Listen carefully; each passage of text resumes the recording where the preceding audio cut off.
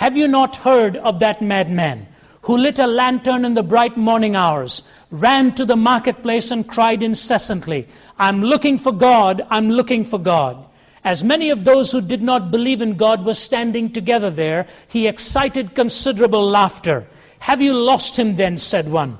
Did he lose his way like a child, said another. Or is he hiding? Is he afraid of us? Has he gone on a voyage or emigrated? Thus they shouted and laughed him to scorn. But the madman sprang into their midst and pierced them with his glances. Where is God, he cried. I'll tell you, we have killed him, you and I. We are all his murderers. But how have we done this? How were we able to drink up the sea? Who gave us a sponge to wipe away the entire horizon?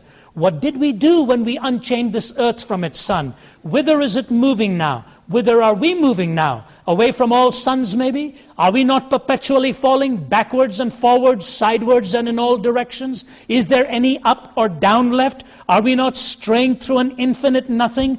Do we not feel the breath of empty space? Has it not become colder? Is not more and more night coming on us all the time? Must not lanterns be lit in the morning? Do we not hear anything yet of the noise of the grave diggers who are burying God? Do we not smell anything yet of God's decomposition? God's decomposed too, you know, and God is dead. He remains dead and we have killed him. Now, how shall we, the murderer of all murderers, compose ourselves?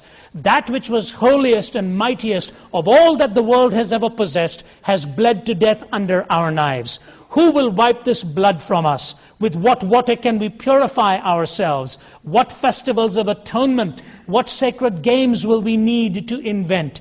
Is not this the greatest of deeds, too great for us to handle? Must not we ourselves become God, simply to seem worthy of it?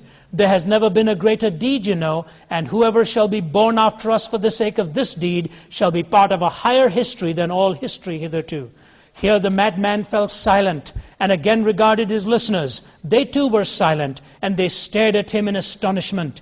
At last he threw his lantern to the ground, and it broke and went out. I come too early. My time has not yet come. This tremendous event is still on its way, still traveling, and it has not yet reached the ears of men. Lightning and thunder require time. The light of the stars requires time. Deeds require time even after they have done before they can be seen and heard. This deed is still more distant from them than the distant stars, and yet they have done it themselves. It has been related further that on the same day this madman entered diverse churches, and there sang a requiem, Aeternam Deo. Led out and quieted, he is said to have retorted each time, what are these churches now, if they are not the tombs and sepulchres of a dead God? We have killed him.